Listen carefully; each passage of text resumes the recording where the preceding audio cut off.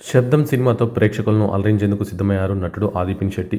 ఈ సినిమా ప్రమోషన్స్లో భాగంగా ఇచ్చిన ఇంటర్వ్యూలో ఆయన తన వైవాహిక జీవితం, కెరీర్ గురించి మాట్లాడారు. నిక్కీ గల్రానీతో విడిపోతున్నట్లు వస్తున్న కథనాలపైన ఆయన స్పందించారు. ఆయా వార్తలు చూసి తాను చాలా బాధపడినట్లు చెప్పారు. అలాంటి వార్తలు రాసేవారిపై కోపం వచ్చిందన్నారు. నిక్కీ నాకు మొదట మంచి స్నేహితురాలు. నా కుటుంబ సభ్యులకు కూడా ఆమె ఎంతో చేరువైంది. మా ఇంట్లో వాళ్ళు ఆమెకు బాగా నచ్చారు.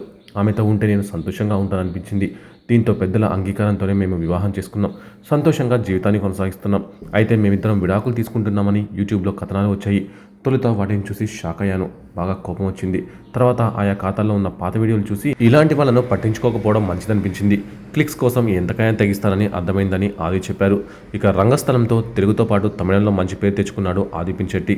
అదే సినిమా ఇప్పుడు విడుదలైతే పాన్ ఇండియా స్థాయిలో తనకు ఆదరణ సొంతమేదని అన్నారు ఆది.